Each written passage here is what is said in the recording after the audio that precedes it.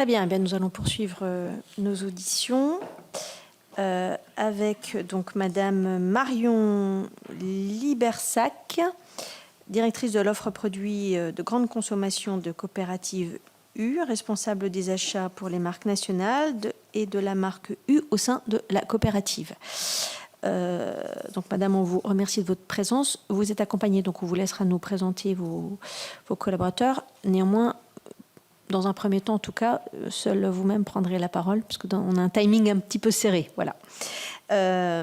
Donc, je vous rappelle que les commissions d'enquête sont tenues d'un certain nombre de règles, dont notamment la prestation de serment avant d'être entendue. Donc, je vous rappelle qu'un faux témoignage devant notre commission d'enquête est passible de peine prévue aux articles 434-13-14 et -15 du Code pénal, et notamment de 5 années d'emprisonnement et 75 000 € d'amende.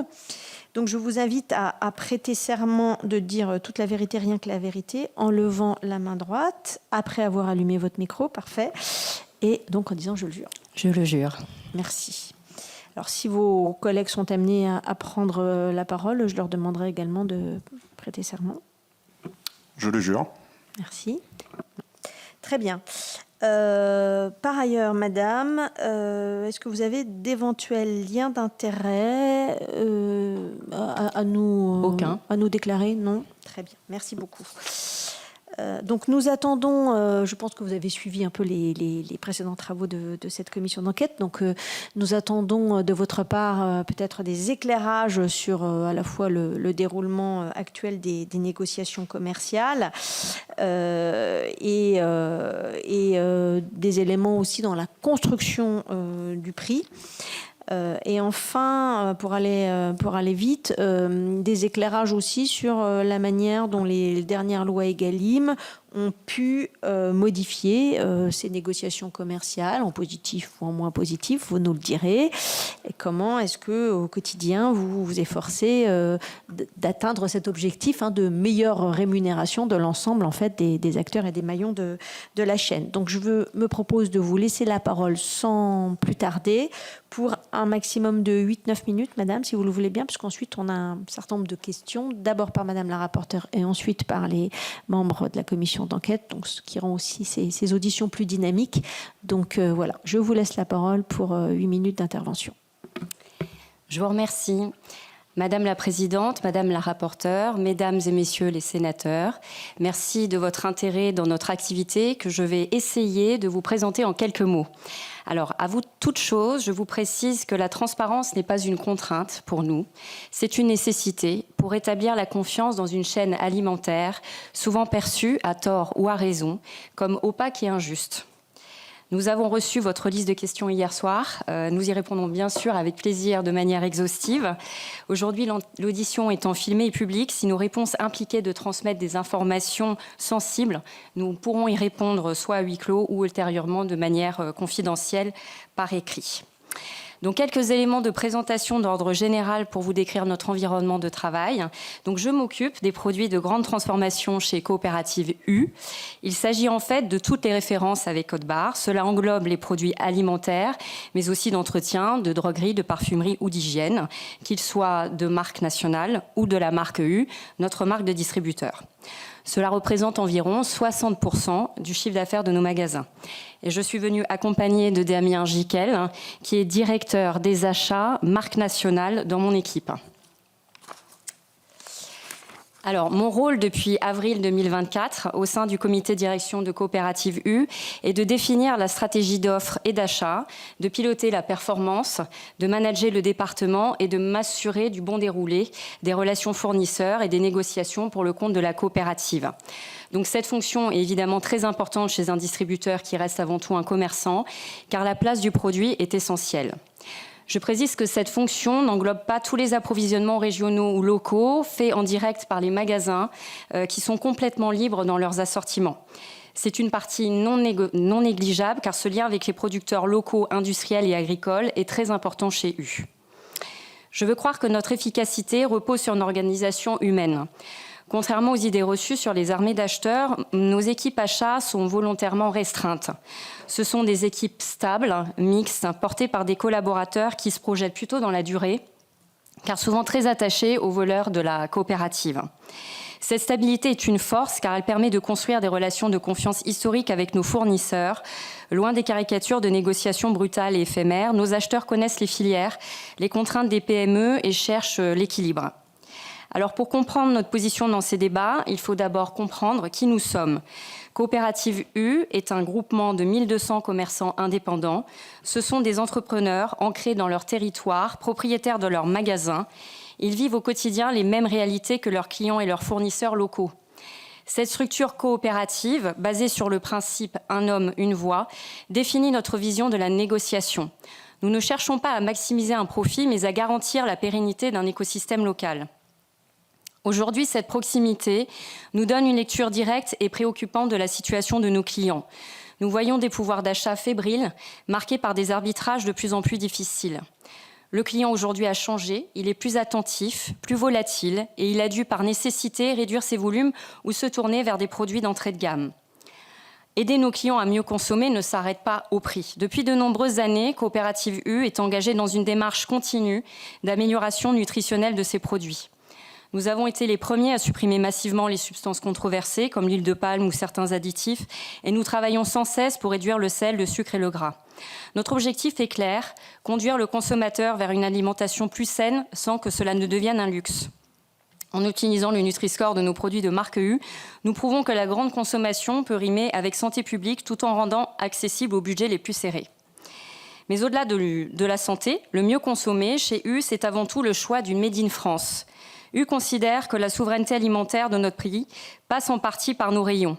C'est pourquoi 100% de notre lait, de notre bœuf, de notre porc, de notre dinde, de notre poulet à marque U sont d'origine France. Nous ne contentons pas de l'afficher, nous le construisons. Près de 80% de nos produits à marque propre sont fabriqués par des PME et TPE françaises. 70% des produits alimentaires à la marque U dans lesquels une matière première agricole pèse plus de 50% de leur composition sont exclusivement français. Soutenir le Made in France, c'est garantir que la valeur créée en rayon retourne directement vers les usines et les fermes. Je pourrais vous citer d'autres démarches comme celle des produits Bleu Blanc Cœur. Nous avons été la première enseigne à y croire et encore aujourd'hui, nous sommes celle qui propose la gamme la plus étendue à nos propres marques. Alors cette identité de commerçant de proximité nous place aussi au cœur d'un paradoxe économique que cette commission a déjà soulevé, celui des marges et de leur équilibre. On nous interroge souvent sur les marges les plus élevées pratiquées sur des produits frais, notamment les fruits et légumes, par rapport aux produits industriels. Je veux être très claire devant vous, cette différence n'est pas le signe d'un profit caché, mais le reflet de coûts opérationnels radicalement différents.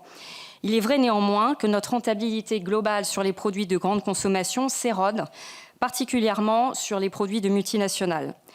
Notre marge nette reste stable et fragile, autour de 2%, ce qui fait de la distribution non pas un moteur de l'inflation, mais un véritable amortisseur pour le pouvoir d'achat. C'est précisément pour protéger ce pouvoir d'achat face aux géants mondiaux de l'agro-industrie que nous participons à des alliances à l'achat. Il ne s'agit pas, comme j'ai pu l'entendre dans d'autres tables rondes, d'une stratégie d'évasion législative. Nos contrats restent français et soumis à Egalim. Nous respectons la date butoir, l'encadrement des promos et la sanctuarisation de la MPA. Mais face à des multinationales dont le chiffre d'affaires dépasse parfois le budget de certains États, nous n'avons d'autre choix que de massifier nos achats pour exister. Nous le faisons avec une éthique stricte. Ces négociations européennes, peut-être demain internationales, ne concernent que moins de 5% de nos fournisseurs, exclusivement les plus grands groupes mondiaux, et ne concernent en aucun cas les TPE, PME ou des coopératives agricoles.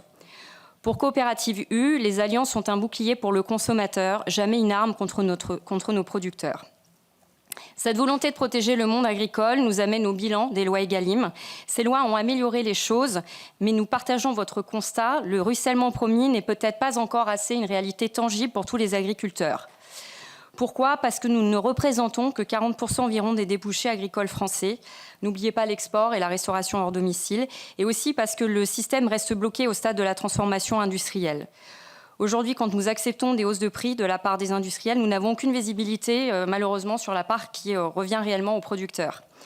C'est pour briser cette opacité que nous agissons par la preuve avec nos propres filières. Grâce à nos contrats tripartites sur notre marque U, nous engageons directement 7000 producteurs dans une relation transparente où les prix sont indexés sur les cours de production. Pour conclure, je dirais que le modèle coopératif que nous représentons est une voie d'équilibre. Nous sommes favorables à une transparence accrue et au renforcement de l'Observatoire des marges, car nous n'avons rien à cacher. Nous sommes prêts à aller plus loin pour que la valeur soit mieux répartie avec plus de transparence et que l'on valorise enfin ceux qui, comme nos associés U, font le choix du local et du temps long, à la condition que cette exigence de clarté s'applique à tous les étages de la filière. Je vous remercie. Merci beaucoup, Madame, d'avoir tenu le temps. Donc, on va laisser la parole à Madame la rapporteure. Bonjour et merci. Alors, pour commencer, j'aimerais vous entendre sur les centrales de services dont on a peu parlé dans le propos liminaire.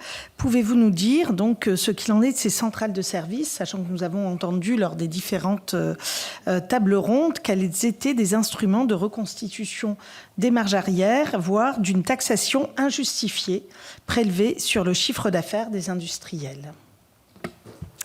Ok, alors je vais essayer d'être concise.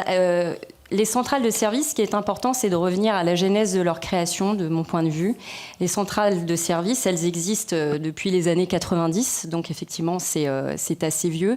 Et à l'origine, elles ont été créées, on va dire, au moment où la grande distribution était en plein fleuron, et donc en développement, on va dire, international. Et elles ont été créées parce qu'il y avait aussi une demande du côté des industriels de pouvoir, d'une certaine façon, bénéficier de cette implantation internationale pour pouvoir, à un moment donné, augmenter le niveau de diffusion des produits, pouvoir mener aussi des promotions dans tous les pays et ainsi finalement développer le chiffre d'affaires. Au fur et à mesure du temps, les choses ont changé parce que le paysage de la distribution aussi a changé. Et aujourd'hui, les alliances de services, c'est non pas un distributeur avec finalement une vision internationale, mais plutôt plusieurs distributeurs qui sont parfois dans des pays différents. Et donc l'objectif de cette alliance est de pouvoir proposer aux fournisseurs internationaux une visibilité plus approfondie sur les consommateurs de tous ces pays qui finalement donnent une vision un petit peu globale. Et à ce titre, on propose plutôt des contreparties qui sont autour de la data de ces consommateurs, mais ayant toujours la même vocation, c'est comment aller optimiser et développer le chiffre d'affaires des industriels avec une vision européenne. Donc pour vous, les centrales de services, ça se limite à la data, ou il y a d'autres services qui sont vendus? Alors aujourd'hui, moi, je peux parler pour la centrale de services dans laquelle Coopérative est. Tout à fait, pour votre entreprise. Oui, pour notre entreprise, c'est essentiellement des datas que l'on commercialise dans cette centrale de services. Je vous remercie. Est-ce que vous pouvez nous expliquer comment financièrement ça fonctionne? C'est-à-dire que la centrale de services négocie les services, mais qui vous sont payés à vous directement? Comment ça se passe? Qui sont payés à la centrale? Il y a un système de facturation qui existe entre la centrale de service et les fournisseurs, et puis après un reversement qui se fait vers la maison mère. D'accord. Donc c'est un reversement qui se fait annuellement ou qui se fait par contrat? Il peut y avoir, alors effectivement, s'il y a des conditions contractuelles où il y a des échéances qui peuvent s'installer dans l'année avec un acompte l'année d'après. D'accord. Alors, votre centrale de service, celle qui vous concerne directement, est une entreprise qui a un lien. Quel est le lien statutaire entre les différentes entités? Alors déjà, on a créé donc une alliance qui s'appelle Concordis, au sein de laquelle on va retrouver 3 partenaires qui sont RTG, donc un coopérateur allemand, Carrefour Europe et puis Coopérative U. Et cette alliance, elle va mandater 2 commissionnaires, donc Eureka Trading d'un côté pour la partie prestation d'achat et CWT Partners pour la partie services internationaux. D'accord. Et il n'y a pas de lien entre... je ne sais pas moi, vous ne détenez pas des parts dans SWT, par exemple, c'est bien des entreprises qui sont totalement distinctes. Tout à fait. D'accord. Donc, s'il y a bien une refacturation et un reversement et uniquement un reversement. Il n'y a pas après des bénéfices qui seraient redistribués. Absolument pas. Et non, donc vous absolument seriez... pas. D'accord. Très bien. Donc, la partie service rentre bien dans votre chiffre d'affaires, en réalité, puisque ce reversement est bien reversé à la coopérative U et donc Voilà, l'argent ça revient dans la participe- coopérative. C'est ça, tout à ça fait. participe au bilan. Voilà. D'accord.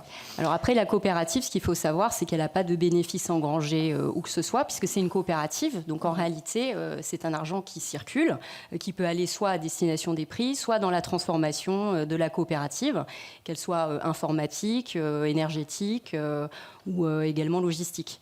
Donc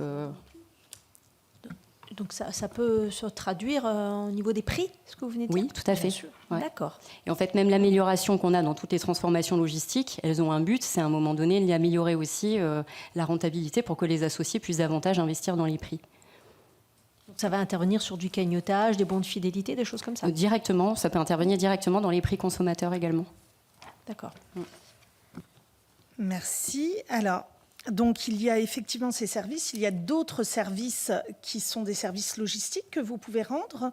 Ceux-là sont négociés comment? Les services logistiques, non pas que vous pouvez rendre, mais que les fournisseurs peuvent vous rendre avec des livraisons spécifiques, avec des palettes mises en place qui font en fait votre j'allais dire quasiment quelquefois votre travail. Et qui sont envoyés dans chacun de vos magasins. Comment ça se passe, toute cette partie logistique qui est négociée? Est-ce qu'elle est là aussi financée par les fournisseurs? Alors, en fait, peut-être que du coup, ça peut être intéressant qu'on se plonge dans finalement la construction d'un prix. Peut-être que je vais répondre à votre question à travers oui. ça. Peut-être pas. Moi, Non. ma question, c'est tout ce qui concerne les préparations de commandes, par exemple, que vous allez demander à vos fournisseurs, dont on pourrait penser que ça vous revient, que le fournisseur vous fournisse l'intégralité de la commande. Or là, vous allez lui demander de faire les préparations de commandes par magasin pour pouvoir les envoyer dans chaque magasin. Est-ce que déjà, ça, par exemple, c'est une pratique que vous... est-ce que c'est une chose que vous pratiquez? Alors, ça, c'est la première question. D'accord. La deuxième question, c'est est-ce que, par exemple, vous allez imposer des emballages spécifiques? Est-ce que vous allez imposer telle ou telle marque de palette, telle ou telle marque de cagette pour les fruits et légumes, etc., qui vont aller créer des coûts supplémentaires à vos fournisseurs sans pour autant que cela ne se voit dans leur prix, dans Ok. le prix de vente? Alors pour moi, il y a deux choses dans ce que vous venez de dire. Donc il y a un premier pan plus sur, on va dire, l'optimisation des camions qui fait que dans certains cas, notamment le liquide, pendant la saison été, on a des fournisseurs qui livrent directement les magasins. Pour éviter finalement de passer par entrepôt. Finalement, c'est une démarche aussi bien RSE que pour le fournisseur ou le magasin. Tout le monde s'y retrouve dans l'équation. Après, sur les demandes spécifiques, j'en ai pas en tête sur les produits de grande transformation, sur le PGC. Peut-être que sur la partie frais métiers, mais que je connais un petit peu moins, je sais qu'il y a des sujets où on essaie de tester des conditionnements qui sont aussi plus RSE sur de la marée, remplacer du polystyrène par des caisses en plastique qui soient réutilisables. Mais c'est plus dans une démarche finalement de trajectoire RSE. Je pourrais pas vous en dire plus. En tout cas, j'ai pas d'autres exemples en tête. Je vous remercie. Alors, je veux bien que nous reprenions la construction des prix, puisque vous le proposiez. Donc, est-ce que vous pouvez nous détailler comment sont répartis les prix et les marges sur la... Je vais laisser la parole à mon directeur achat. Merci. Pardon. Pour un prix, on part d'un tarif général du fournisseur qui est transmis et qui est identique pour toutes les enseignes de la grande distribution. Derrière, on a un premier niveau de remise que l'on appelle les conditions générales de vente. C'est des remises qui sont octroyées par les fournisseurs directement et ça reprend d'ailleurs la question précédente parce qu'on peut avoir à l'intérieur de ça les remises logistiques que nous octroient les fournisseurs justement pour avoir la livraison d'un seul entrepôt. Puis après, nous, on prépare les commandes sur entrepôt. Donc ça, c'est directement dans les CGV. Et ensuite, on va rentrer sur la deuxième partie. Donc là, on est au prix net. C'est la première cascade, on va dire, de remise. La deuxième, ça va être les conditions particulières de vente qui font appel derrière à de la négociation. sur lesquels on a un équilibre entre des contreparties qui peuvent être une diffusion d'assortiment, qui peut être du partage de plans merch, qui peut être de la centralisation de commandes. Et dans ce cas-là, on a des conditions particulières de vente qui sont transmises qui sont négociées avec nos industriels. Et donc là, on arrive au tarif de net. Et ensuite, on a tout ce qui est ristourne de plans d'affaires, qui sont une nouvelle fois un élément qui est négocié entre nos industriels et les équipes de Rungis. Je vous remercie. Si aujourd'hui un produit est vendu 100, comment se décompose son prix ? Puisqu'en fait là je parle du prix consommateur. Si vous avez un produit qui est vendu 100, quelle est la part des achats, de l'achat du Dans un tarif. prix de vente ? Oui, dans un prix de vente final. Sur la base du prix de vente final, ça va être difficile de donner une règle générale, puisque globalement, nous, on fait des recommandations au réseau de prix de vente. Maintenant, on a des associés indépendants qui ont la liberté de fixer les prix dans leur point de vente en fonction de leur zone de chalandise et de la concurrence. Et sur vos recommandations, est-ce que vous êtes en capacité de dire X% ça revient aux fournisseurs, X% c'est de la masse salariale, X% c'est de la logistique Alors sur cette partie-là, alors non, parce qu'en fait sur la partie prix d'achat qui est définie une fois qu'on a négocié nos remises, finalement la totalité du prix d'achat revient aux industriels. Ça, il n'y a pas de souci. Sur cette partie-là. Et après sur la marge commerciale qui est réalisée, encore une fois, elle est dépendante des coûts que l'on peut avoir, ou du moins que l'associé peut avoir sur son point de vente, et qui définit finalement un équilibre économique pour la pérennité de son point de vente et ses investissements. J'entends bien. Donc, vous n'êtes pas en mesure de pouvoir découper le prix dans ces différentes catégories.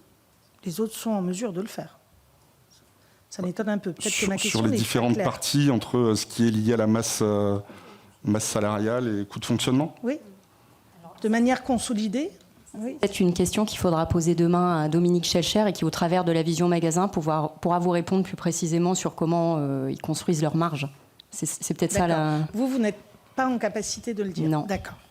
Très bien.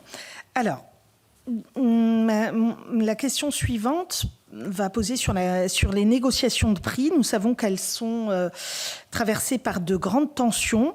Alors, du fait des exigences des distributeurs sur les prix, mais aussi c'est grandement lié aux méthodes de négociation. Quel est votre sentiment à cet égard ? Est-ce que vous voyez des différences entre les différents produits ? Est-ce que les produits de grande consommation ont les mêmes types de négociations que les fruits et légumes, par exemple ? Et j'ai encore une autre question sur la charte que vous avez signée il y a peu de temps avec la FCD. Est-ce que vous trouvez que cette charte a finalement, détendu les négociations cette année, ou est-ce que vous trouvez qu'il y a un impact sur les négociations et la pression qu'elles représentent pour les fournisseurs ? Alors, je ne vais pas pouvoir vous parler des fruits et légumes.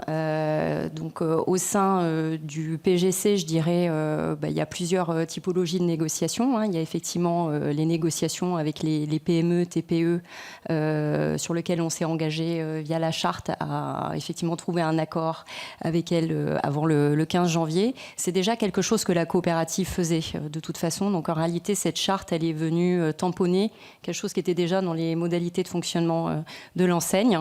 On a toujours eu des négociations assez transparentes, rapides et apaisées avec les PME, avec une ambition, c'était de se trouver assez rapidement pour pouvoir leur ouvrir finalement tous les plans d'affaires et qu'on puisse avoir des choix avant finalement qu'on rentre dans des négociations avec les multinationales. Voilà. Après, est-ce qu'il y a plus de tensions dans les négociations avec les multinationales ? De toute façon, on gère des enjeux de part et d'autre qui sont très importants. Donc, par définition, ça met une pression dans les échanges parce que les enjeux sont importants. Après, ça ne veut pas dire que dans la nature des échanges, ils ne sont pas faits avec respect et puis calme. Est-ce que, effectivement, la mise en place d'Egalim a attendu davantage des discussions ? Moi, je trouve que ça a mis... finalement peut-être davantage de clarté. En fait, pas de clarté, mais on va dire que sur toute la partie matières premières, on s'est beaucoup plus posé de questions et qu'en réalité, maintenant, on travaille des approches, notamment sur les fabricants de frais LS, en ayant toute cette vision d'évolution de matière. Voilà. Merci. La coopérative U que vous représentez affirme qu'elle achète à peu près 80% de fruits et légumes français. Est-ce que déjà vous me confirmez ce chiffre? Est-ce que vous pouvez me dire quelle est l'évolution de ce chiffre ces dernières années? Quel est votre objectif en la matière? Quelle proportion de ces fruits et légumes est issue de la filière bio? Enfin, quelle est votre politique et également votre politique d'achat sur ces fruits et légumes français?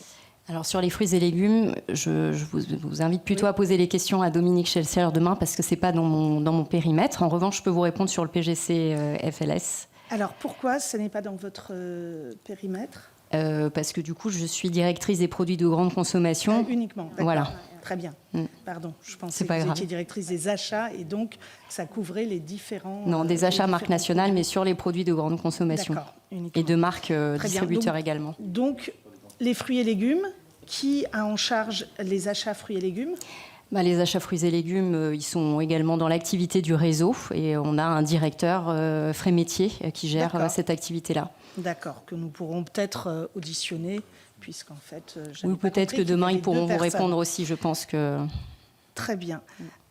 Alors, qu'est-ce qui distingue spécifiquement votre enseigne? Il semble que vous ayez un peu...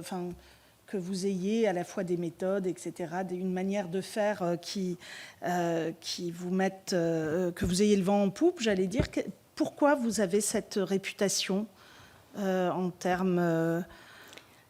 en termes, j'allais dire, de différences concurrentielles? Qu'est-ce qui fait que vous ayez cela? Alors, je pense qu'il y a c'est vrai qu'il y a d'autres indépendants. Si je parle de coopérative U, il y a 1200 entrepreneurs qui sont très implantés dans les territoires et qui travaillent énormément avec les PME et les TPE locales, puisqu'on a 20% du chiffre d'affaires qui est fait en direct, ce qui est assez important. On a une part de marché locale qui est très importante par rapport à la part de marché de référence de l'enseigne. D'accord.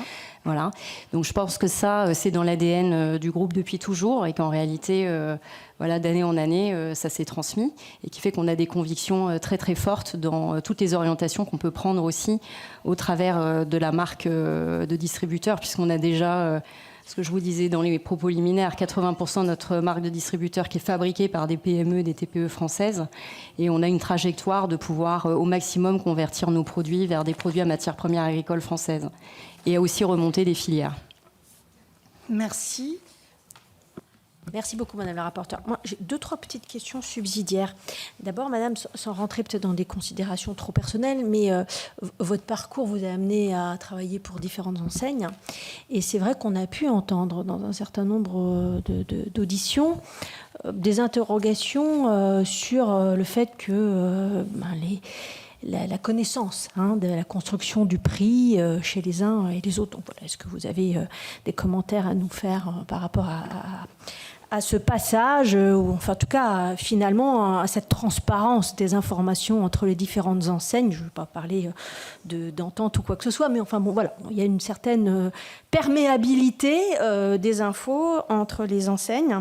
Et dans un contexte où il n'y en a plus que quelques-unes, ça pose quelques questions. Je voudrais savoir si le choix de privilégier le Made in France vous a conduit à revoir les péréquations des marchands entre les rayons. Voilà. Et puis, je vais vous les poser toutes, puis comme ça, après, je laisserai mes collègues. Vous nous avez dit que 5% de vos fournisseurs, c'est bien ça, sont en centrale d'achat. Voilà. Ça représente quoi, en fait, 5% de vos fournisseurs? Ça représente combien de fournisseurs? Et est-ce que ce sont les mêmes qui sont à la centrale de service? Est-ce qu'on retrouve exactement les mêmes entreprises? Et enfin, vous ne nous parlez pas du tout des dispositifs Egalim, SRP plus 10, option 3. Enfin, voilà. Est-ce que ça vous pose, est-ce que ça vous pose problème? Voilà. Quel commentaire vous avez à faire sur ces dispositifs qui ont un peu d'antériorité maintenant? Voilà. Alors, Je vais essayer de pas en oublier. Alors la première, effectivement, on est dans un milieu distributeur qui est assez petit, que ce soit du côté fournisseur d'ailleurs ou distributeur. Et donc ce qui est vrai du côté des distributeurs est aussi vrai du côté des industriels. Pour mon cas personnel, le dernier poste que j'ai occupé au sein de la précédente enseigne était plus un poste de commerce et de marketing dans lequel je n'avais absolument pas accès aux lignes de prix achat. J'y suis restée 4 ans avant d'intégrer la coopérative. Donc on a aussi mis en place des systèmes de clauses de non-concurrence pour éviter justement qu'il y ait des mouvements. Voilà. Donc les clauses de non-concurrence nous emmènent à ne pas pouvoir travailler sur notre secteur d'achat quand c'est une clause de non-concurrence rattachée à l'achat pendant au moins 1 an. Voilà, donc c'est des choses qu'on met en place pour nos collaborateurs pour éviter d'avoir ce genre de considération. Ça, c'est le premier point. Il y avait une question sur le Made in France.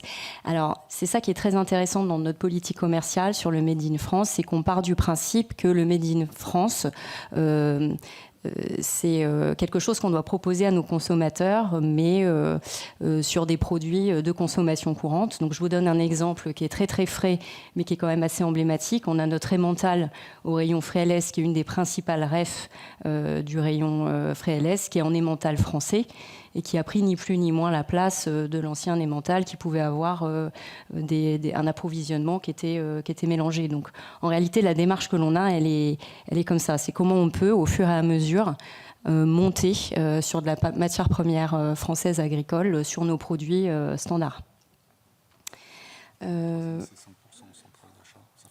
Oui, alors 5% de nos fournisseurs, donc c'était sur un total fournisseur, c'est-à-dire que dedans, j'englobais à la fois les fournisseurs qu'on traite au régional, au national et du coup sur Concordis. Ça fait exactement 42 fournisseurs et c'est des fournisseurs que vous retrouvez dans la centrale de service.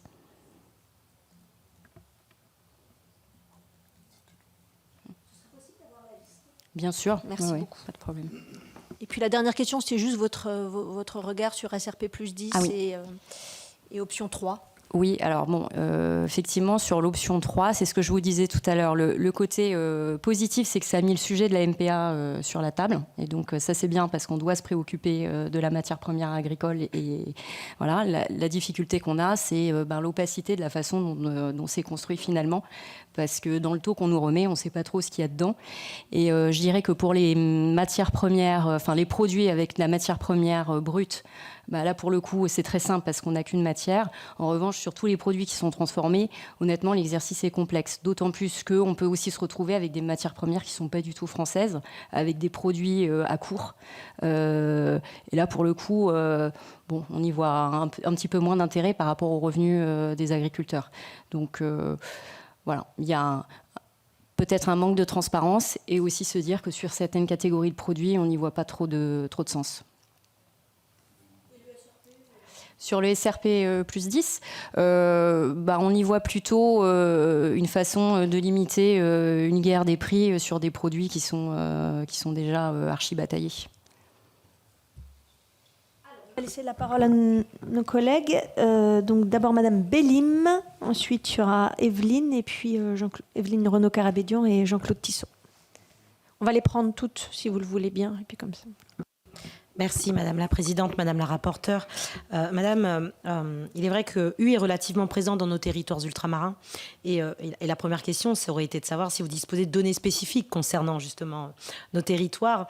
Et si vous en avez, les questions vont se préciser un peu plus. Dans vos négociations avec les industriels, comment est-ce que vous intégrez la question des prix dans les territoires ultramarins, souvent plus élevés à la consommation ?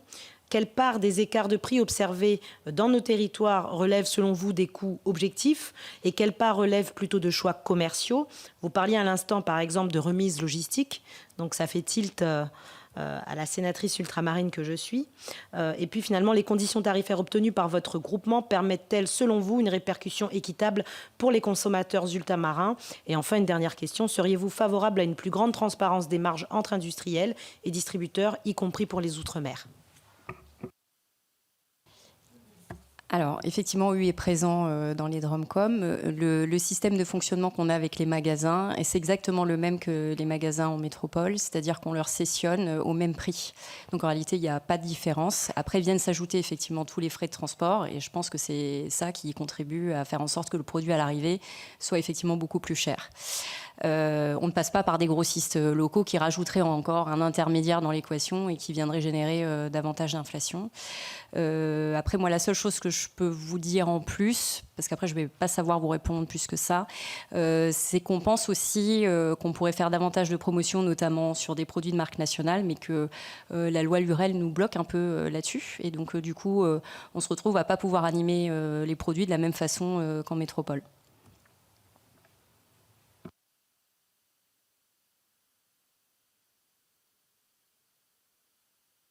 Renaud Caravédian. Merci Madame la Présidente. Moi je m'adresse au directeur des achats et j'aimerais bien, vous êtes en charge de la politique d'achat et des négociations avec les différents fournisseurs, donc vous avez une compréhension totale des éléments constitutifs de la marge globale marchandise. Quand je parle marge globale marchandise, je parle de la marge avant, prix d'achat moins prix de vente, de la marge arrière, avec les éléments constitutifs, les remises volumes, les remises quantitatives, les coopérations commerciales, les remises logistiques et autres, ainsi que l'ensemble des revenus complémentaires qui sont facturés directement ou indirectement par les centrales de services aux différents fournisseurs. Je voulais que vous me disiez si vous pouvez nous communiquer le pourcentage de votre chiffre d'affaires global de votre département achat, de la décomposition de la marge brute entre ces trois éléments, la marge avant, la marge arrière et les avenants, les revenus complémentaires qui sont facturés. Je parle de marge globale marchandise, hein. Je ne parle pas du résultat net en bas du bilan, hein. Donc des marges. Ensuite, je vais revenir sur une question qui a été posée par la rapporteure et j'ai toujours pas compris parce que ça change un petit peu de ce que nous a dit nos précédents intervenants. Je vais revenir sur les centrales de service. La commande, elle est passée à la centrale de service, mais le service et la prestation qui correspond au coût qui est facturé, il est payé au distributeur qui est celui qui réalise la prestation. L'argent va chez le distributeur et non pas dans la structure de service. Vous laissez répondre, puis il y aura encore 2 autres questions après. Alors sur la marge, on va pouvoir vous donner des éléments effectivement de façon confidentielle. Je ne vais pas pouvoir répondre ici dans le détail. Après, de ce que je comprends de la question, c'est de savoir quel est l'équilibre entre finalement tout ce qui est sur facture, tout ce qui est en arrière et tout ce qui est service de coopération commerciale. C'est pas en montant, hein, c'est en pourcentage. En pourcentage, bien sûr, en indice. Écoutez, on regardera pour pouvoir répondre au travers de notre retour sous quinzaine. Sur les autres questions. Et sur les services ? La centrale de service ? Non, moi, je voulais revenir, mais sur les centrales de service, donc sur les modalités de facturation, c'est ça votre... Oui, c'est de savoir, la commande, elle est passée à la centrale de service, la commande qui est faite, elle est passée à la centrale de service, mais la prestation, elle est réalisée par le distributeur, et qui est payé au titre de la demande du fournisseur qui réalise le service. Le travail de la centrale de service par rapport au distributeur, par rapport au fournisseur. Oui, oui. OK. Donc déjà, on est dans la prestation de service, c'est donc la fourniture de data. Donc ça, la fourniture de data, c'est nous qui réalisons l'envoi de la data. Vous, c'est distributeur. Super, oui, voilà, nous, distributeurs. Ouais. Nous, le distributeur, donc Coopérative U, on réalise la prestation qui est ensuite facturée au fournisseur par la centrale de service qui ensuite nous reverse le montant de ce qui est facturé. Votre prestation. Voilà. Ce qui n'est pas le même modèle que précédemment, je le dis pour ma collègue, puisqu'effectivement nous avons vu un autre modèle précédemment. Et donc d'où son étonnement. Enfin, c'est toujours le distributeur qui est payé au final. Alors, on va poursuivre les questions. Marie-Lise Housseau. Si, j'ai vu que 2025 avait été une année exceptionnelle pour la coopérative U. Vous avez augmenté votre chiffre d'affaires de 5% et d'après ce que j'ai lu, vous l'attribuez au développement des nouveaux points de vente, mais aussi à votre proximité. Je me posais la question de savoir, puisque vous avez dit que dans vos magasins, vous contractualisiez beaucoup avec les producteurs locaux. Est-ce que vous allez répercuter une partie de cette augmentation des bénéfices sur les producteurs, justement, pour encore améliorer votre image? Merci. Dernière question de Jean-Claude Tissot. Oui, c'est à toi. En fait, c'est un complément de réponse. Vous avez commencé à répondre, mais le bénéfice, entre guillemets, de la centrale de service, est-ce que ça rentre après dans le calcul des péréquations entre les produits bruts, les produits, est-ce que ça rentre dans un chiffre d'affaires global et après, ça vous permet de lisser alors j'ose pas dire un bénéfice, mais vous comprenez le sens de ma question? Je suis peut-être un peu brouillon, mais... Ouais. Alors, pour répondre, il y a peut-être une troisième... Non. On va vous laisser répondre, madame. Okay. Après, si on a d'autres. Alors, sur la question des chiffres qu'on a communiqués en fin d'année, on a communiqué le chiffre d'affaires qui est effectivement très bon parce qu'on s'est développé, donc qui est très bon grâce au développement, qui est aussi bon en constant, mais avec une variation qui n'est pas la même. Ce qui ne veut pas forcément dire à l'arrivée une évolution du résultat net du magasin. Voilà, donc je pense que c'est deux chiffres qu'il faut regarder. Pour le coup, je n'ai pas la vision agglomérée des résultats nets de tous les magasins de coopérative U. C'est une question, je pense, qu'il faudra poser à Dominique Schelcher demain. Et voilà.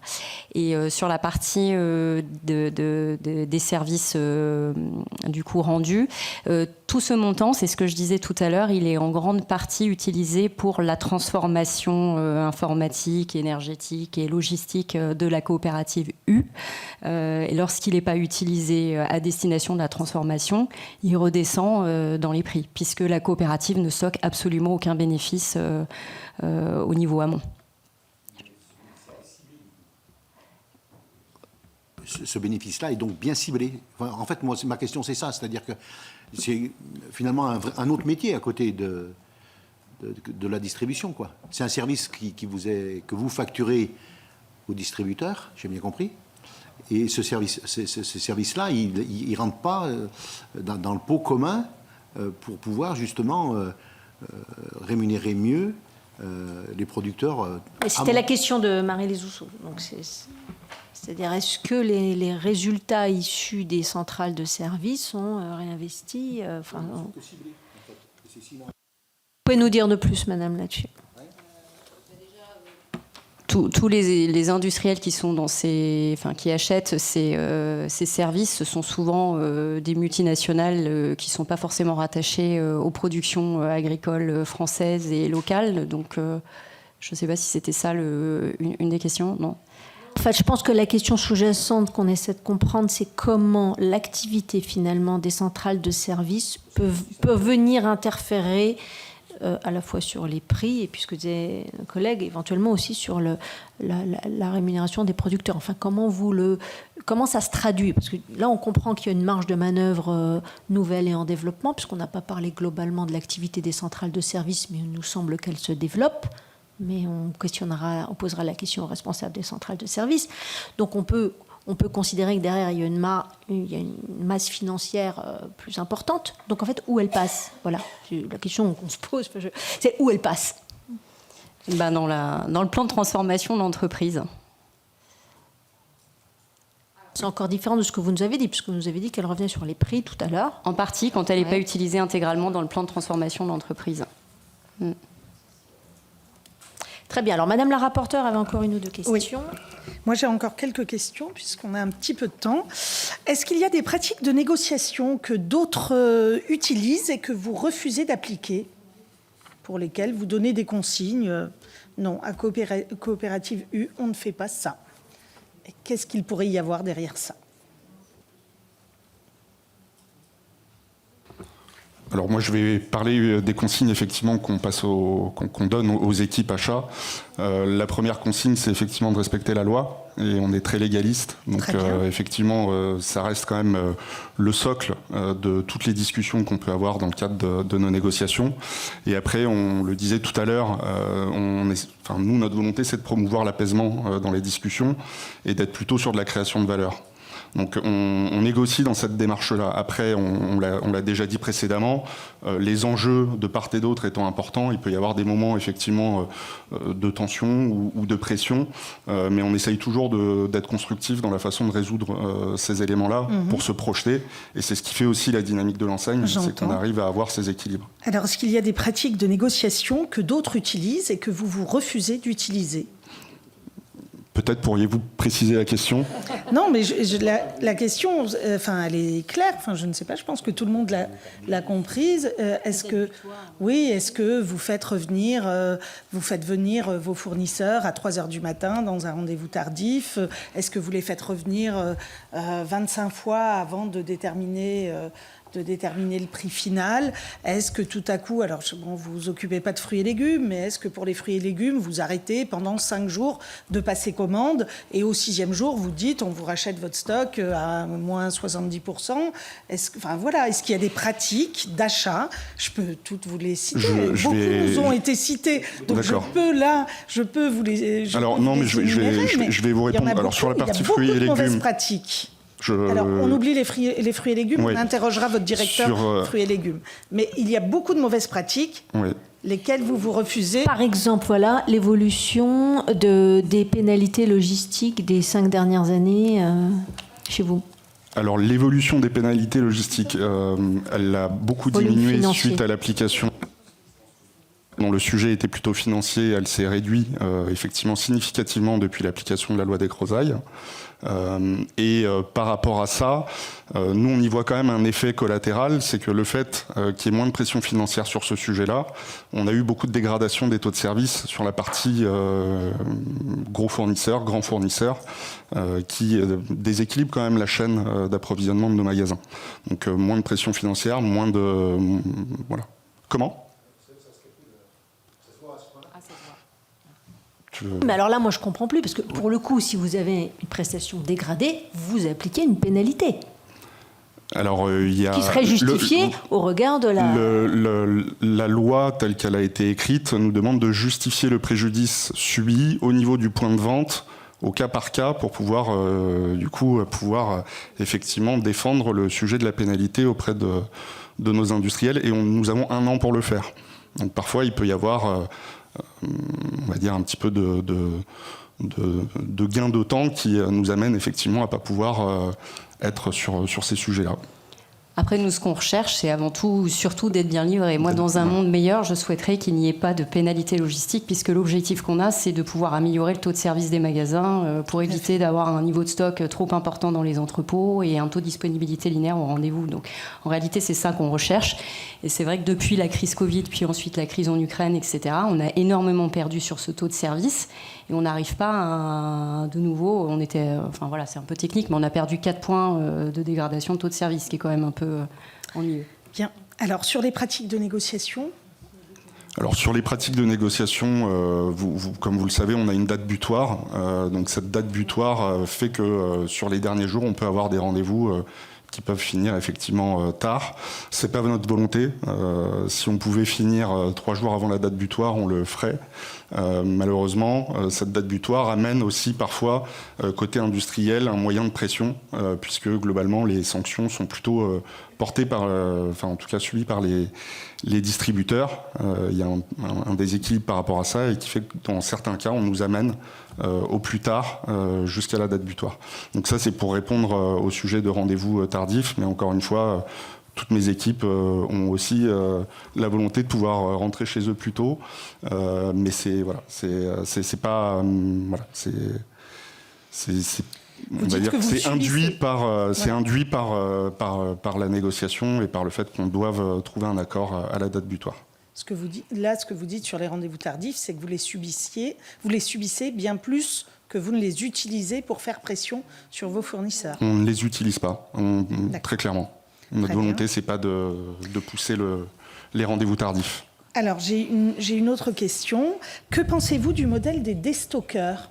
On voit apparaître aujourd'hui des déstockeurs sur le marché. Et on s'étonne de voir en fait que ces déstockeurs aient un type de produit assez semblable au vôtre, à des prix nettement moins chers, puisque sans doute leurs pratiques d'achat sont différentes. Quelles sont-elles ? On les interrogera, mais enfin, quelles sont-elles et pourquoi vous ne répliquez pas ces pratiques d'achat ? Souvent, des déstockeurs, effectivement, sont plutôt des déstockeurs étrangers qui ne sont pas du tout soumis aux mêmes règles de négociation que les nôtres et qui fait qu'effectivement, on se bat pas à armes égales. Donc, c'est une vraie difficulté pour nous parce qu'on a une grosse évasion des consommateurs, notamment des rayons DPH, vers ce type d'entreprise et on n'a pas, malheureusement, d'action possible dans nos magasins. Voilà, notamment depuis des grosailles sur la partie encadrement des promotions au niveau du DPH, où avant on avait une réponse à apporter à nos consommateurs et aujourd'hui on n'en a malheureusement plus au niveau du prix de la même façon que les déstockeurs. Et est-ce que vous savez quelles sont les pratiques d'achat des déstockeurs qui font qu'ils ont des prix aussi bas ? Alors, honnêtement, je ne les connais pas, mais je pense que c'est plutôt des achats spot en réalité. Voilà. Bien.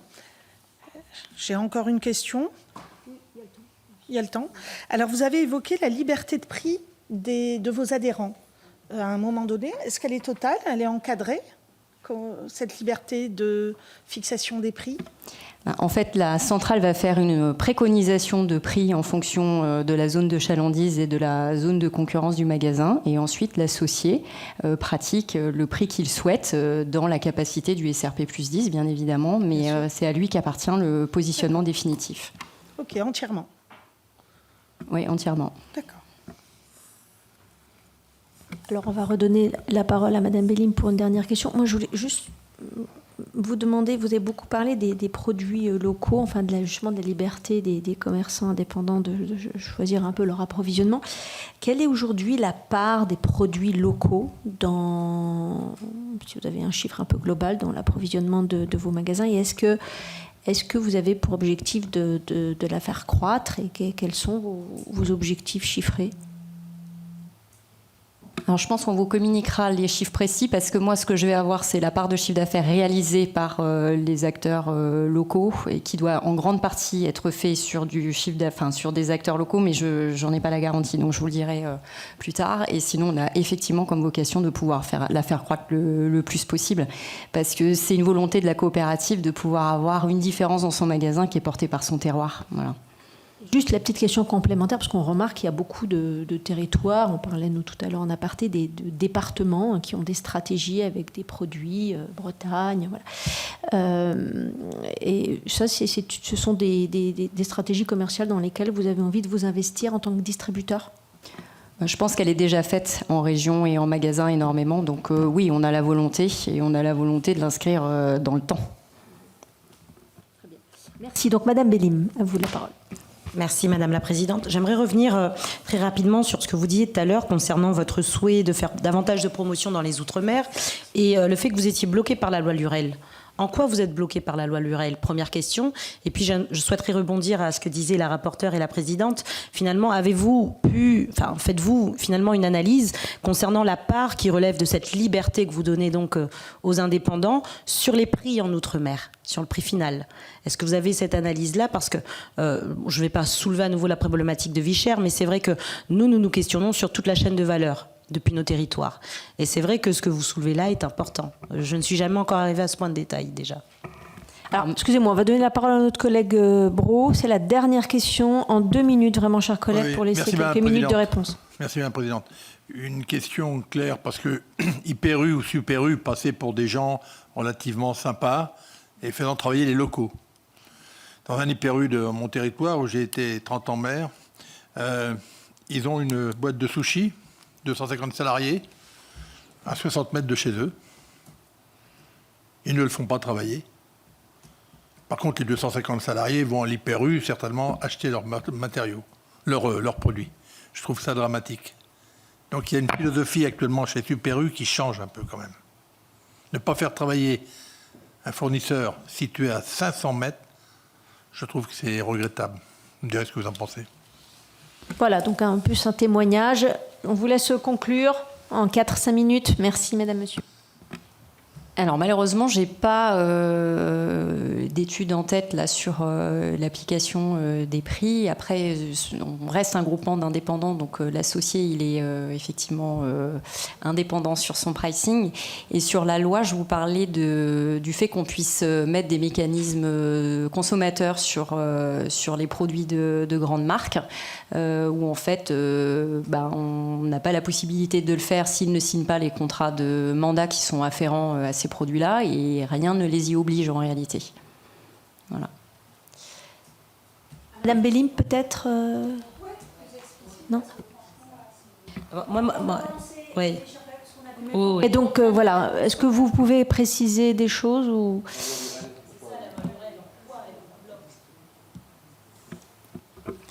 Globalement, quand on négocie des mécaniques promotionnelles, comme vous voyez dans tous les magasins, c'est finalement l'industriel qui nous mandate pour pouvoir faire cette promotion en magasin. Aujourd'hui, dans leurs conditions générales de vente, ils excluent le périmètre Drumcom de la politique promotionnelle, et donc ce qui nous empêche aujourd'hui de pouvoir diffuser ces promotions jusque dans les territoires ultramarins.